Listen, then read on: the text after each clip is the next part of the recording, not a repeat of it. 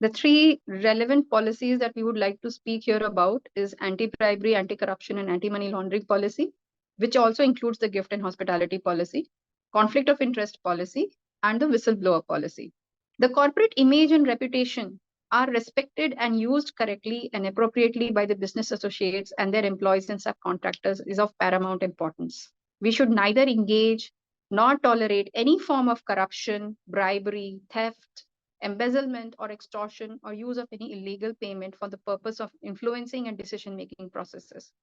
Do not offer, grant, demand or accept bribe, illegal payments, payoffs, kickbacks, incentives, gifts, entertainment favors, or any other benefit of a value in exchange in business opportunities or in a way which is related to business operations. We must understand that the gift and hospitality policy is to protect all the stakeholders. There is a sound gift and hospitality policy, and as per that, one must not cross the limit of 3,000 rupees. And at the same time, it's important to understand that we need the well wishes of all the stakeholders and not the gifts or hospitality from the stakeholders.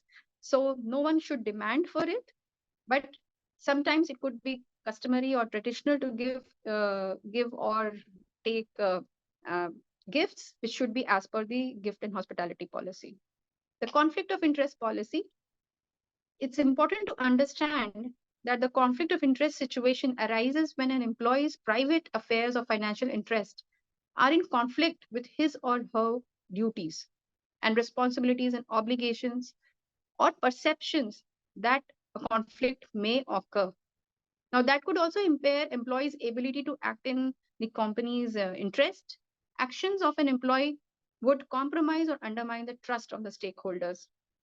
Now, this can typically happen because of potential conflict of interest situation. Like if there is in a company where your immediate family member, relative is a proprietor, director, or partner in a business associate company, which may in turn uh, may lead to a personal business transaction or a personal relationship with a business associate or a company, which can also lead to awarding of benefits such as increase in salary, remuneration, posting, promotion, transfer of the immediate family member or relative employed in the company. Now, all these undue benefits that we are talking about is something which is potential in nature and doesn't necessarily mean that somebody would be doing that. It's important to understand that these are potential conflict of interest, and under such conditions, necessary declarations should be made and decisions should be made as per the conflict of interest policy. It's very important to understand one of the most important policies are whistleblower policy, which is whistleblower policy for directors and employees and whistleblower policy for business associates.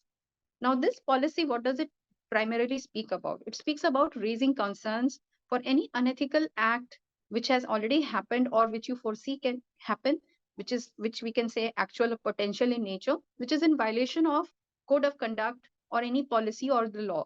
So a protected disclosure can be made in good faith, and it can be reported to the chief ethics counselor or chairperson of the audit committee of that organization.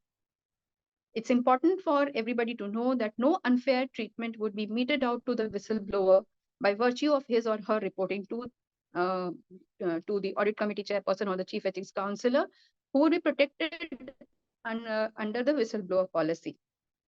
Complete protection will be provided to the whistleblower. That's of paramount importance to us. And there is another policy which is known as whistleblower protection policy for the business associates. And under that policy, the business associates are also protected as per that policy, and they are constantly monitored. The whistleblower business associate is constantly monitored to see whether they are facing any such issues like retaliation, etc. It's important to understand whom to report. So Chief Ethics Counselor, Tata Steel, Miss Soni, she is the Chief Ethics Counselor of Tata Steel. One can reach out to her. Apart from that, the audit committee chairperson one can reach to. There is a provision of a third-party helpline.